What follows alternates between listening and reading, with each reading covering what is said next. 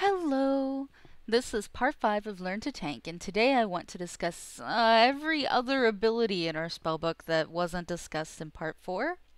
So this is going to include situational spells, cooldowns, and things known as our druid utility spells. I hope to provide some tips for using less obvious spells in creative ways while tanking, while also discussing appropriate timing for cooldowns. So let's get things heated up so we can cool down. Get it? Cooldown? Never mind. So first let's check out our cooldowns, and by cooldowns I specifically mean the abilities that can prevent some of the incoming damage that we're taking, or generally save our furry asses. Feral Druids have 3 cooldowns: Bark Skin, Survival Instincts, which you talented into, right? And Frenzy Regeneration. Bark Skin has a 1-minute cooldown and reduces incoming damage by 20% for 12 seconds. There are a few ways to handle using Bark Skin. You can macro it into any other ability so that it can be used on cooldown, or you can use it manually. I personally use the former method and will discuss how to create such a macro in the next episode, but this gives me a roughly 20% uptime in the amount of 20% damage that I'm taking. Survival Instincts, which is also known as SI or Bear Wall, reduces all of the damage that we take by 50% for 12 seconds. If you have the tier 11 4-piece bonus, this will increase the length of time to 18 seconds in length, but it's not generally required in tier 12 content. Excellent times to use Survival Instincts are when you know that there's a huge amount of incoming burst damage, or you're low when you need to give your healer some time to catch up. Frenzy Regeneration, also known as FR or Bear Last Stand, lasts 20 seconds and has 2 parts to its ability. The first will increase your total health by 30%, and if you were below 30% health, is going to bring you up to that artificially inflated 30% health value. So the second part of the ability depends on if you have the Frenzy Regeneration glyph active or not. If you're glyphed, during its uptime you will also receive 30% extra healing, making it easier for healers to top you off. If you're not glyphed, then Frenzy Regeneration is instead going to drain your rage bar in order to heal you. Now most raiding bears are going to be glyphed for the Frenzy Regeneration, so we don't usually use it for the 30% health increase. Instead, we time it so that when we're going to be taking an increased amount of damage, the 30% extra healing is useful to the healers to get us back up quickly. The extra healing during this portion also applies to things like health stones and healing potions, so feel free to eat your boogers if you're still low. If you're a pugging bear, or you just enjoy the extra survival of bear form while soloing content, keeping Frenzy Regeneration unglyphed can be useful for moments of low health or to recover your injuries in between fights. If you are using it in this way, you're probably going to want to pop your Enrage ability in order to increase your rage bar to fuel those heals. Also keep in mind that while Frenzy Regeneration in the unglyph form is active, you're probably going to be rage starved, so you're not going to be able to use any of your special abilities. Just keep that in mind. Dun dun dun dun dun! Charge! You took the charge talent, right? No? Well, it's your loss. Feral Charge is a nice ability that allows you to engage a mob more quickly or reach that mob that's running behind you and after your healer or that doofy DPS. It allows you to reach them more quickly, smack them upside the head, or you can just lunge headfirst into a pack of ravenous hyenas. That's the spirit! It also causes the target to not move for a few seconds, which can be useful for keeping a melee target in one place, but it's just kind of a side effect. Generally, I'll Fairy Fire in order to pull my secondary target and charge my main target so that I can get in there and mangle them as quickly as possible to start building up threat. Now, crowd control seems like a bit of a strange idea coming from, the bear. We're forced into caster form every time we use our CCs, Entangling Roots, Hibernate, or Cyclone. However, there's nothing preventing us from casting a CC before the pull starts, especially now with the patch 4.2 change that allows CCs to happen without pulling the group. Since there's a very slim chance that you're going to be spell hit capped as a bear, mobs do have what's called a heartbeat resist, which allows them to break from the CCs early. However, if you are lucky enough to have it stick for the entire duration, the extra 30 seconds of not being wailed on by a melee mob that you've entangling rooted, or an extra 40 seconds of ignoring that cat or dragonkin that you've hibernated can make a more difficult pill significantly more manageable. Be certain that you don't take the active mobs near your crowd controls so that you don't inadvertently break them, and make sure to watch for when they're going to pop up so you can grab them before they hug your healer to death. So Blizzard's made it pretty obvious that tank interrupts are fairly important, mostly by removing the fact that, we can miss on our interrupts since we generally don't have the prerequisite hit rating.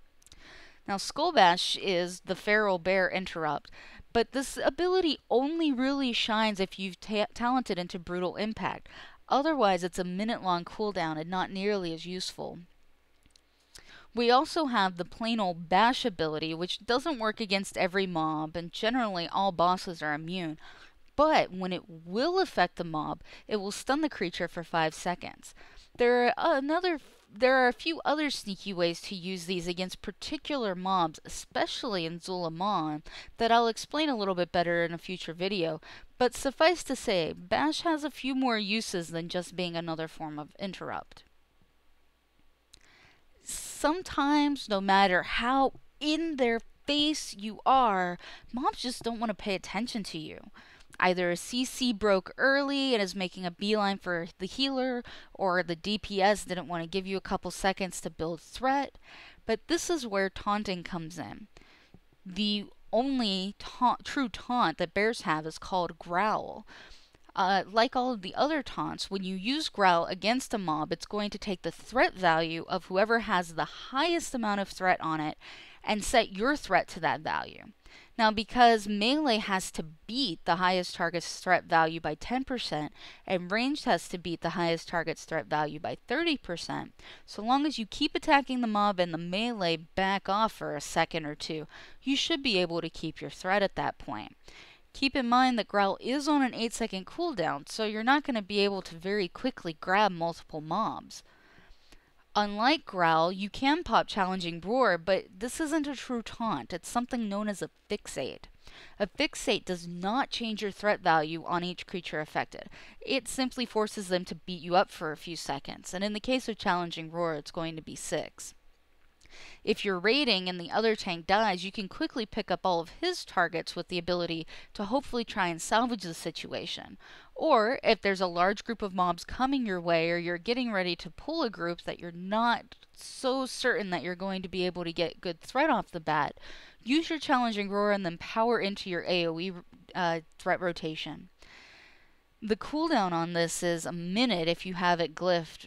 Sorry, 2 minutes, 40 seconds? Something like that if you have it glyphed, and longer if you don't. So you can really only use it for planned times or in the case of an emergency.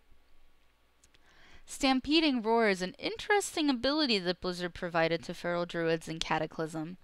However, it was initially underrated. I mean, who wants to make their party members run a little faster? The thing is, a lot of bosses have abilities that you really have to move quickly out of. So being able to move an entire group of people that much more quickly is actually a really nice benefit. And at the very least, if you're not going to use it in combat, it'll allow you to get yourself and a couple of other people, if not everyone, to the next boss or group of mobs a little bit faster. Bears have 2 threat increasing cooldowns. The first one is Berserk. You took that talent, didn't you? And Enrage. Berserk removes the cooldown on Mangle and allows Mangle to hit up to 3 targets with each swing. Now, this is not only an insane amount of damage and threat on AoE groups, but also a significant amount of threat in a single target fight. Use this on the boss pool or anytime you know you're going to have trouble with threat or incoming damage from an AoE group. Enrage gives extra rage, which is useful on the pool and throughout fights when we have dodge streaks or just get a little rage starved in general. Also, if you're talented for the King of the Jungle talent, you'll do increased damage while Enrage is active. Because of this, I personally macro Enrage into Mangle so that I can use it on cooldown, but you may choose to use it manually instead. The thing is, you no longer have to worry about Enrage dealing extra damage to you. Blizzard was nice enough to remove that in the last patch. The Thorns ability over in the balance tab of the spellbook isn't an amazing amount of damage, but every little bit can help off of the pool. If you don't have a friendly Moonkin to throw thorns on you, throw it on yourself just before you pull for a little bit of extra threat. Every little bit helps. So last but not least are the 3 spells that are generally considered Druid utility. These are Rebirth, Tranquility, and Innervate. Rebirth, also known as the Battle Res or B-Res, has long been a staple of the Druid spellbook, allowing us to bring up a dead party member while still in combat. However, more recently, Blizzard has given Death Knights and Warlocks the ability to also provide a Battle Res mechanic to the raid. Even though they've stolen a little bit of our thunder, Druids are the only ones that are able to glyph for a full health battle res. Battle reses from those that are unglyphed, as well as from Warlocks and from Death Knights, have, 20-30% health? Enough for them to get splatted again if they're not careful. Now, most Feral tanks don't really find the room to fit the Rebirth glyph into their spec. However, if you can manage to eke out a space for it, gladly do so and show off that awesome power that is Druidry. Tranquility, or Trank, not to be confused with Trank Shot, is an area of effect smart heal that can help bring up those that are low on HP in a pinch. The problem is that bears don't generally have any spell power, making our Trank pretty weak and not necessarily something that's going to save the day. Now, if you have a spell power weapon or a relic that you can swap in before you Trank, then it'll boost it up a little bit, but it's not going to be a terrible amount. There is a way to buff Tranquility and your other heals in order to be significantly stronger. This is by putting points in the Nurturing Instinct talent. Now, most of the time, your Tranquility is not going to make or break a fight, so the points in Nurturing Instinct are probably better placed in other areas. However, there are occasions where you can make the difference, and having a fully powered Tranquility or being able to drop some full powered rejuves or even a Nourish is going to really assist in making a kill. So, as usual, your mileage may vary. Innervate's been changed a little bit more recently and is now somewhat stronger for ferals, giving it to healers than it used to be. Now, Innervate will give the target of the Innervate ability 5% of their mana over the next 10 seconds. Now, with current mana levels, this is only between 5 and 7k mana, but that's a few more heals your healers will be able to throw out now. And since it has a 3-minute cooldown, you're bound to get off at least 2 of them in any given fight, and possibly up to 5. Now keep in mind that all 3 of these Druid utility spells will shift you into caster form when they're used. Be mindful that you're not using them when you're actively tanking. But many raid bosses and even some dungeon bosses have times that you can sneak out and get one of those abilities off, or you're spending that time in cap form anyway, and so you've got all the time in the world to get some of these more utility spells cast. So that's pretty much it for all of the quote-unquote other abilities that Feral Druids may find useful. You certainly may be able to tank without using, well, any of them, but all of these have the potential of increasing your quality of life, and they'll definitely make your action bars appear more full. Hopefully I'll see you all next episode, where I'm going to discuss the natural habitat of a Feral tank and explain how to make yourself comfortable with all of our abilities through UI tweaks, add-ons, macros, and setting up your keybinds. Until next time, take care.